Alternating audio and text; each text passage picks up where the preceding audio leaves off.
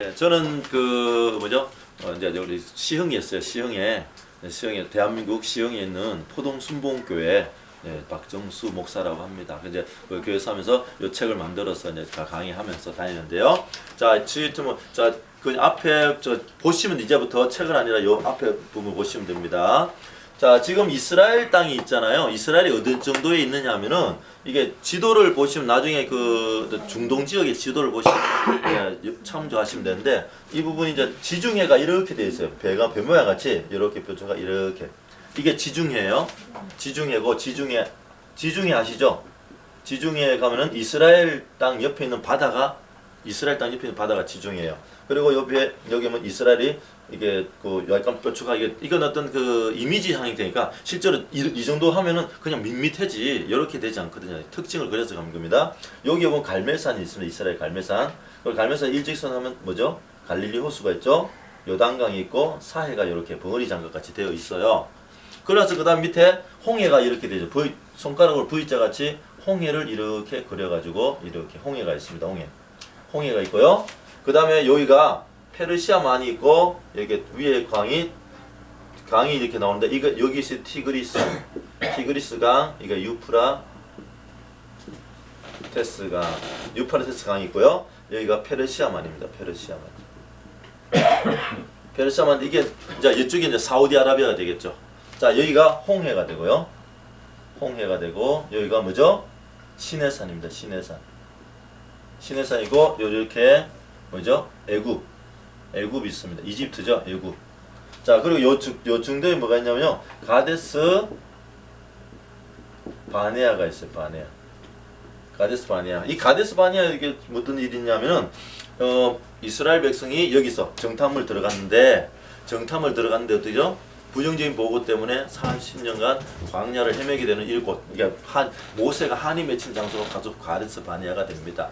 자, 지금 보면은 여기가 요 부분에서 이제 하란이 있고요. 자, 이 부분도 갈대아 우르가 있습니다. 지금 보면은 성경에 보면요. 우리가 그 에덴 동산이 어디 있냐라고 이야기할 때 보면 지금은 노아 홍수 때문에 많이 거의 흔적 자체가 없는 부분인데 많은 분이 하란, 그러니까 티그리스 유브라데스 발언한 특히 이쪽을 에덴 동산이 있다 하는 분도 계시고 또 그러니까 티그리스 유브라데스가 끼고 있는 이 지역을 에덴 동산이 있다라고 이야기하시는 분도 계십니다.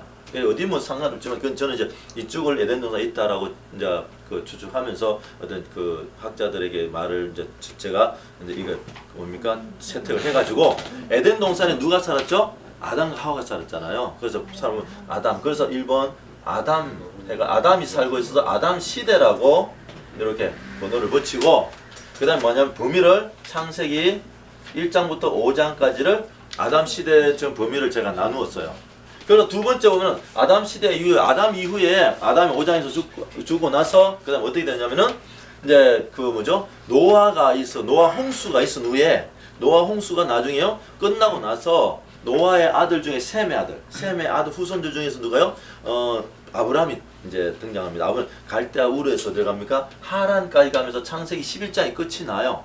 그래서 두 번째 이게 노아 시대 끝이 나니까 두 번째 노아 시대 해가지고 창세기 6장부터 11장까지를 노아 시대라고 정리를 하고 그 노아 시대 끝이 나서 12장부터 아브라함이 어디 가요?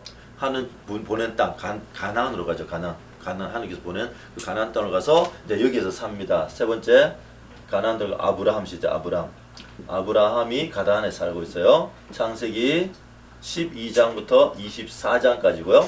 네 번째 아브라함의 아들 누구죠? 이삭이 자 가나안에 같이 삽니다. 창세기 25장, 26장. 자, 두 장을 이야기하고 다섯 번째 이삭의 아들 야곱도 가나안 땅에서 살고 있죠. 창세기 27장부터 36장까지. 그 여섯 번째 누가요?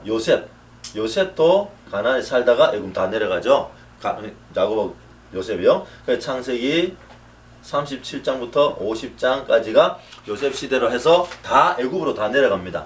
자, 애굽 내려가서 나서 이제 창세기 끝이 나죠. 50장까지. 그러고 나서 애굽에서 출애굽하는 지도자가 누구죠?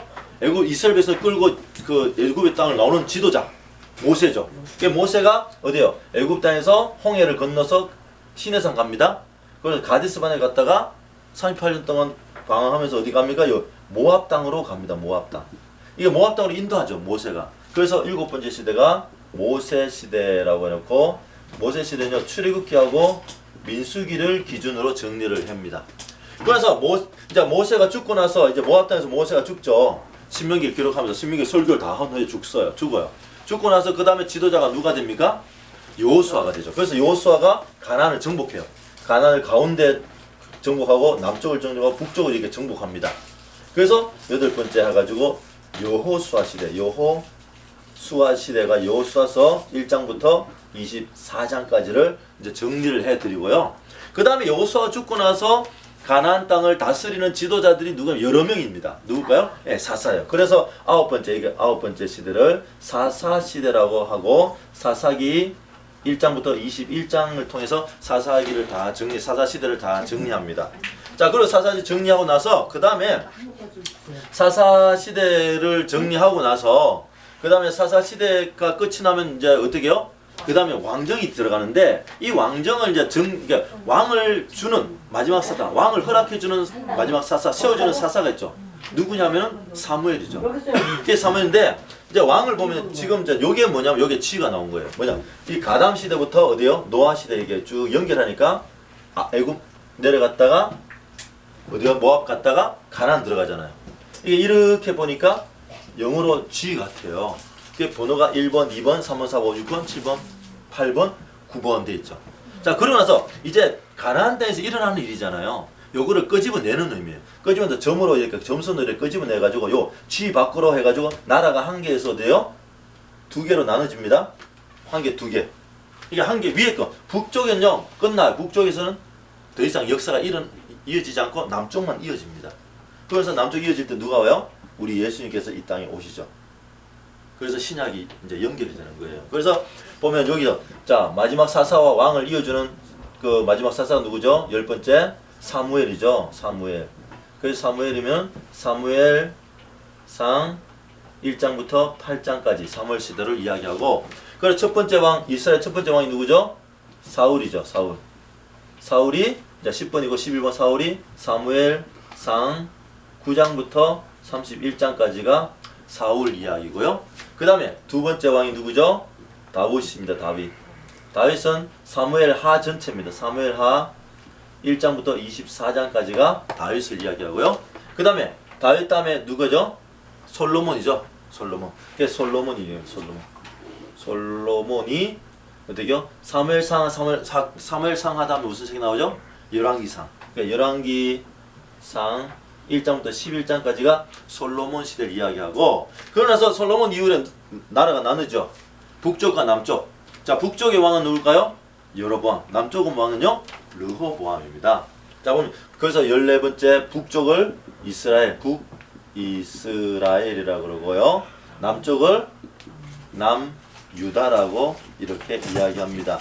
그러나서 북이스라엘은 범위가요. 열왕기상 11장의 끝에 12장에서 나눠져요. 12장부터 열왕기하 17장까지. 남유다는요. 열왕기상 12장부터 열왕기하 25장까지 이제 정리가 돼요. 끝이 나요. 그러나서 이제 포로로 잡혀가죠. 포로로 잡혀갔다가 귀환을 합니다. 그 16번째 포로 귀환 지도자 첫 번째 포로 귀환 지도자가요. 스룹바벨과 예수아예요. 예수하고 자 범위가 에스라 1장부터 6장까지. 그 17번째 시대가 뭐죠? 스룹바벨 다음에 두 번째 포로기한 시대가 에스라입니다. 에스라인데 에스라 7장부터 10장까지가 범위가 되고요. 18번째 시대가 누구죠? 에스라 다음에 느헤미야가 이제 세 번째 포로기를 합니다. 느헤미야가 세 번째 포로기 하는데 느헤미야 1장부터 13장까지가 느헤미야 이제 정리가 돼요. 자, 그러고 나서 그 다음에, 자, 이거 여기서 보면은, 여기가 G하고 E를 통해서 구약이 다 이제 정리되잖아요. 그럼 구약의 책이 몇 권이죠?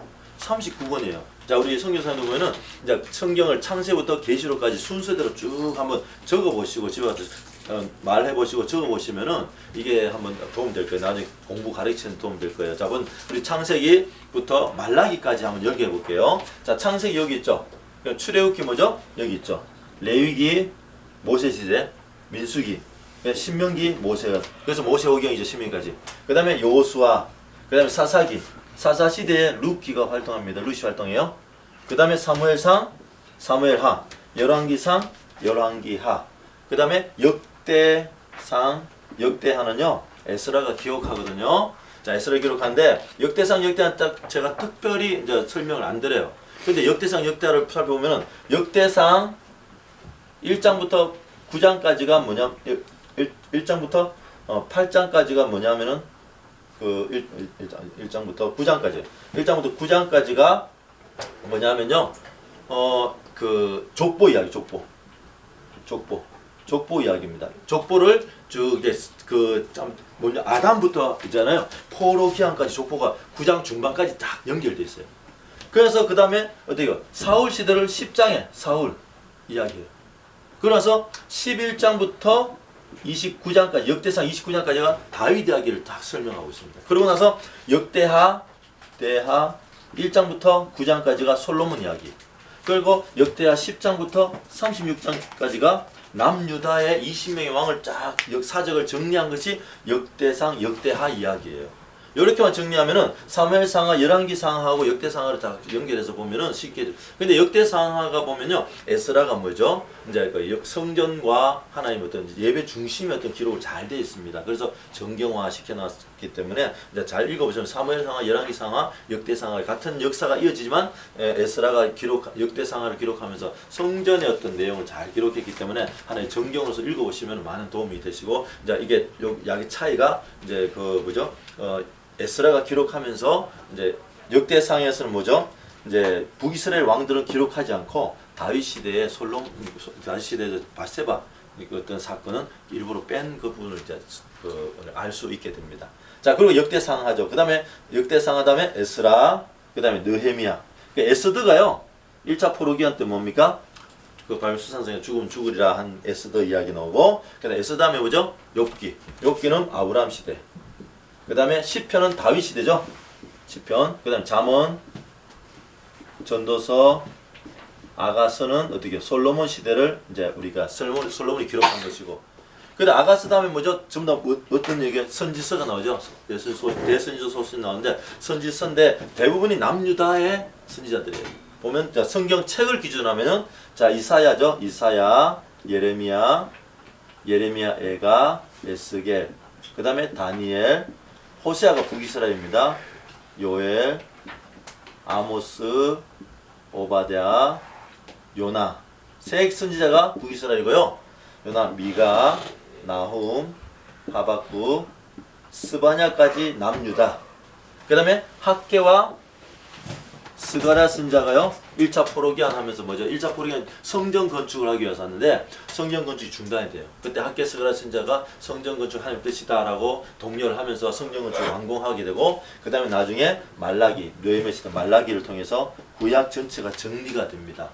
그래서 지와 이를 통해서 어떻게 해요? 구약을 정리하고 신약을 이제 정리하면요. 자, 신약은 예수님의 이야기니까 십자가 위에 올려놨어요. 복음서를. 그래서 19번에 마태복음, 20번에 마가복음, 21번에 누가복음, 22번에 요한복음을 통해서 그림으로 장제목을 다 정리해놨어요. 나중에 보시면요. 그래서 23번째 누구죠? 자, 예수님의 수제자 베드로 시대입니다. 베드로 시대요. 사도행전 1장부터 12장까지 베드로를 이야기하고 24번째가요. 베드로 다음에 누가 나타나요? 바울이 나타나요. 바울이 어떤 그 선교 여행을 합니다. 바울 시대 사도행전 13장부터 28장까지. 그리고 바울 시대를 통해서 뭐요? 그 바울 서신을 다 정리합니다. 서신을 정리하고 나서 보니까 남는 서신이 있어요. 무슨 서신입니까? 그 사도 서신이라 그래가지고 사도들이 쓴 편지들이 있어요. 사도 서신. 그래서 보면은 25번째 사도 서신 해가지고 히브리서부터 유다서까지 정리하고요. 26번째 계시록을 통해서 이 계시록을 통해서 어떻게 해요? 그 이제 정리하면서 신약 전체 끝나는데 여기에 바울 서신을 보면 바울이요 1차, 2차, 3차, 4차 선교 여행을 하죠. 1차 선교 여행할 때 범위가 사도행전 13장부터 15장까지 3장 하면 돼요. 2차 선교는요 사도행전 16장부터 18장까지. 3차 선교는 사도행전 19장부터 21장까지, 4차 선교는요 사도행전 22장부터 28장까지를 정리하는데, 보면은 이제 바울 서신 중에서 제가 이제 서신을 정리하면서요 1차 때, 2차 때, 3차 때, 4차 때 많은 사람들이 바울이 편지를 쓰면서 선교 여행을 한 겁니다. 그래서 제가 보면 2차 때, 1차 때는 저는 없다고 보고, 2차 때요 데살로니가 전서, 그 다음에 데살로니가 후서, 그 다음에 갈라디아서를 2차 때 쓰고요. 3차 때는 고린도 전서, 고린도 후서, 로마서를 정리하면서 그 바울 편지를 썼고요. 그러니까 4차 때 보면요. 4차 때는 과목에 대해서 옥중서신입니다. 그리고 목회서신. 제자들에게 목회를 이렇게 하라 하여튼 목회서신을 씁니다. 그러니까 옥중서신은요. 에베소서, 빌립보서, 골로새서, 빌레몬서를 썼고요. 목회서신은요. 디모데전서, 디도서, 디모데 후서를 쓰면서 사도 바울 서신이 정리가 돼요. 제가 이제 보면은 많은 사람들이 이렇게 정리하게 되면은 사도 바울이 가장 늦게 쓴 편지, 가장 후에 쓴 편지 디모데 후서를 썼다고 모든 신학자들이 그렇게 동일하게 주장합니다. 근데 중요한 것은 사도 바울이 가장 먼저 쓴, 가장 처음 쓴 편지는 뭐냐라고 하는데 여기에는 이견이 좀 나뉘어져요. 뭐 때문에? 갈라디아서 때문에. 이 갈라디아서가요 보면은 어떤 분은 1차에 썼다 이야기해요. 어떤 분이 2차, 어떤 분은 3차로까지 이야기합니다. 근데 그런 나름대로의 근거를 가지고 이야기하는데, 많은 분들이 이제 2차를 많이 이제 이야기하는데요. 이 갈라디아서가 보면은 사도 바울이 만약에 갈라디아서 1차에 쓰였다 하면요. 가장 먼저 쓴 책이 뭐가 돼요? 갈라디아서가 돼요.